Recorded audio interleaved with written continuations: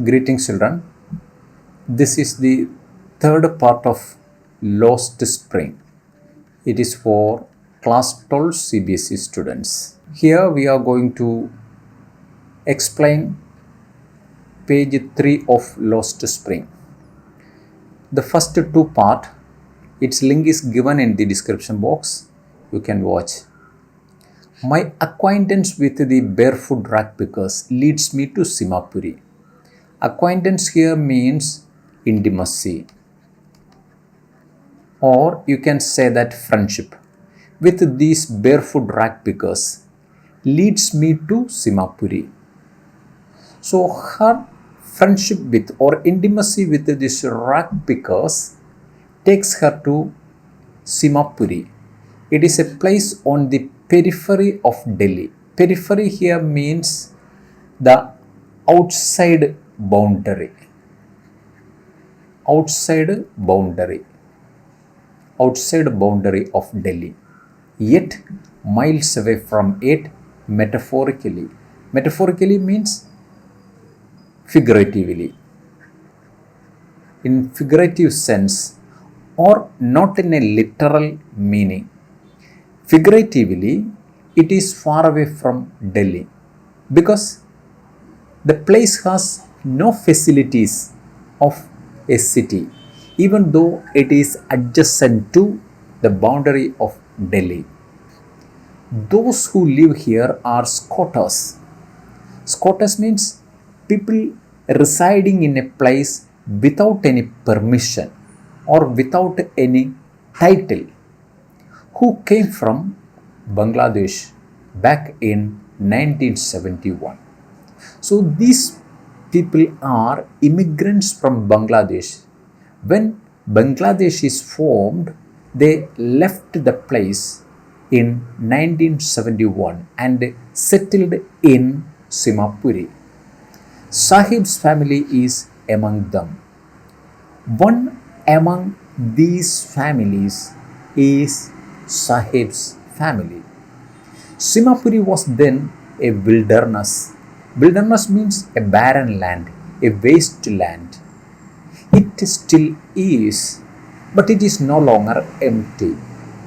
The writer comments here that even now this place is something like a wilderness, but it is no longer empty. It is occupied by so many rag pickers in structures of mud, with roofs of tin and a tarpaulin, devoid of sewage, drainage, or running water, live 10,000 rag pickers. So, in small hutments, their homes are made of mud and they have the roof of tin or tarpaulin without any sewage. Devoid means without, or absence of sewage or drainage. No facility for sewage or drainage in the town, or running water, tap water. There live 10,000 rag pickers. Around 10,000 rag pickers living in this area without any facilities. They have lived here for more than 30 years. So, these people have been living there for more than 30 years without an identity. They don't have any identity proof with them, without permits. They are living there without any permits, but with ration cards. The only identity with them is their ration cards that get their names on voters list. How do they get these ration cards? Because the politicians arranged these ration cards for them simply to get their votes. So they living there without any identity. Simply they have the ration cards, because these ration cards help them to get their name registered in the voters list. So the politicians help them to get these ration cards. Indirectly, it enabled them to buy their grain. Grain here means the food items from a ration shop. They are able to buy the grain with the help of these ration cards. So these people have been living here without any identity. Food is more important for survival than an identity. So the writer here says that food is more important for survival. So food is one of the primary needs of each humans.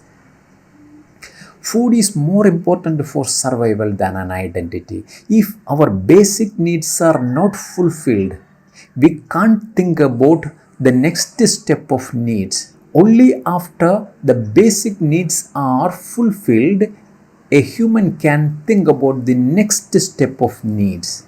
So these people are deprived of the basic needs of food. So food is important for survival than an identity. So for these people, food is more important than an identity card. Look at the next sentence. If at the end of the day we can feed our families, feed means to give some food to their families and go to bed without an aching stomach. Aching means paining. If they can go at the end of the day with some food in their stomach, we would rather live here than in the fields that gave us no grain. Say a group of women in tattered saris. When I ask them why they left their beautiful land of green fields and rivers, this is the reason why they left their beautiful green land. They left the place because they did not get anything to eat. At least they get something to eat, something to fill their bellies from this place. So they settled here. This is said by a group of women in tattered saris. Tattered here means torn saris. When the writer asked them, wherever they find food, they pitch their tents that become transit homes.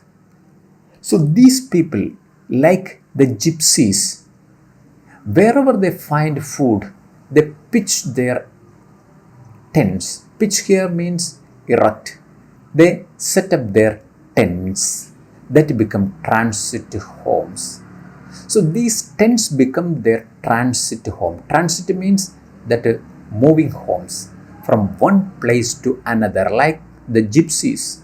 These people used to tend in one place to another. Children grow up in them, becoming partners in survival. Their children also grow up in these tents and they become partners in survival.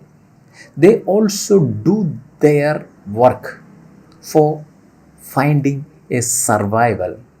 And survival in Simapuri means rag picking. And in Simapuri, survival means rag picking. That is the only means by which they can find a survival in Simapuri. Through the years, it has acquired the proportions of a fine art. Writer here says that through many years of practice, this rag picking has acquired means attained the proportions, the equals of a fine art. These people are doing this rag picking as a kind of fine art because they are well experienced in rag picking. They become skilled labors of rat picking. That is what the writer meant here. Garbage to them is gold. Once again, the writer says that garbage to them is gold because they find everything, their livelihood, their survival depends on this garbage. It is their daily bread, a roof over their heads, even if it is a leaking roof. So, everything they find from this garbage, their daily bread, or the means of roof over their heads, a place of shelter, they find out of this garbage. Even though the roof is a leaking one, but for a child it is even more. But for these children, this garbage is more than a survival. Look at the next paragraph. I sometimes find a rupee, even a 10 rupee note, Sahib says, his eyes lighting up. For these children, this garbage is something more than what their elders consider. Because Sahibun says, sometimes he find a rupee and even a 10 rupee note. When he says this, his eyes lighting up, his eyes shining up. When you can find a silver coin in a heap of garbage.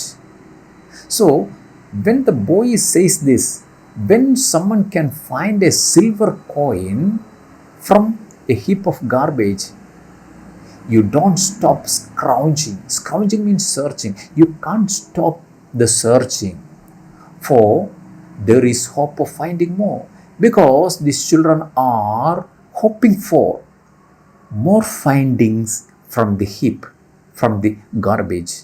Their hope is increasing when they find a silver coin from the heap of garbage. It seems that for children, garbage has a meaning different from what it means to their parents. So the writer here says that for these children, the meaning of this garbage is different from their parents. For the children, it is a wrapped in wonder. Don't forget this phrase, wrapped in wonder. Wrapped here means covered in wonder. For these children, this garbage is a wrapped up wonder. For the elders, it is a means of survival. For the elder people, it is simply a means of survival, but for these children, it is something more than that. They consider this garbage as a wrapped up wonder, because sometimes they find a rupee, sometimes even 10 rupee or a silver coin from this heap of garbage. So for these children, this garbage is a wrapped up wonder. Look at the next paragraph. One winter morning, I see Sahib standing by the fenced gate of a neighborhood club, watching two young men dressed in white playing tennis. In another occasion, the writer meets Sahib. At this time, he is standing by the fenced gate of a neighborhood tennis club. He is watching two young men playing tennis. I like the game, he hums. Hums here means he says. Content to watch it standing behind the fence, and he is content, he is satisfied to watch it behind the fence. So, the writer indirectly gives us the picture that these children are fenced outside from the sophisticated world, from the cultured world. Wherever they go, they have to break this fence. They are fenced out from the stream of society. Then he says, I go inside when no one is around. If no one is there in that world, he will go inside. He says, the gatekeeper lets me use the swing. As he clean up the court and the places there, the gatekeeper lets him in and sometimes let him to enjoy the swing there. Sahib too is wearing tennis shoes that look strange. On the day, the writer notices that Sahib too wearing tennis shoes, but it looks so strange over his discolored shirt and shorts, because he has only a discolored shirt and shorts. In the discolored shirt and shorts, his tennis shoes look so strange. Someone gave them to me, he says in the manner of an explanation. The boy tells the author that some boy in the club gave him these tennis shoes. The fact that they are the discarded shoes, discarded means thrown away shoes, thrown away shoes of some rich boy who perhaps refused to wear them because of a hole in one of them, does not bother him. It could be a thrown over shoes by some rich boy. The reason for that discardedness is one shoes has a hole in it, but it does not bother Sahib. Look at the next sentence. For one who has walked barefoot, even shoes with a hole is a dream come true. For him, it is a dream come true. He does not mind, it does not bother him that one shoe has a hole in it, because he is destined to live his life barefooted. So for him, it is a dream come true. But the game he is watching so intently, so interestingly, is out of his reach. But the game that he is watching is actually out of his reach. It is not in his achievable radius. It is out of his reach. The only time that he can enter the tennis club is when nobody is present there. So definitely for this boy, this game is out of his reach. Look at the next paragraph. This morning, Sahib is on his way to the milk booth. On another occasion, when the writer sees Sahib, he is on his way to a milk booth. In his hand is a steel canister. He carries with him a steel canister, a steel container. I now work in a tea stall down the road, he says. When he sees the author, he comes to her and says that he now works in a tea stall down the road, pointing in the distance. Then he adds, I am paid 800 rupees and all my meals. He proudly announces that he gets 800 rupees and all his meals monthly. Does he like the job? I ask. His face, I see, has lost the carefree look. When the author asks him, does he like the job? Immediately his face lost its carefree look. Carefree here means without any concern, without any worries. He has lost that face, the carefree look lost in him. The steel canister seems heavier than the plastic bag he would carry so lightly over his shoulder. The writer here says, the steel canister seems heavier.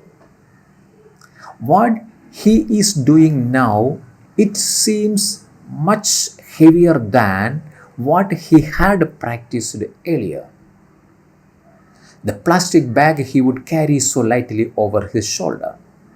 The reason the writer herself says here, the bag was his. The canister belongs to the man who owns this tea stop. The plastic bag was his, but the canister, the steel container, belongs to the man who owns the tea shop. Sahib is no longer his own master. The reason for his absence of that carefree look from his face is he is no longer his own master. He is now a child laborer. So he is a representative of child laborer and rug picking community of our country. He is deprived of the constitutional rights of education and a decent life. So he has lost his spring season in his life. That is what the writer tries to convey through the story of Sahib here. He is no longer his own master.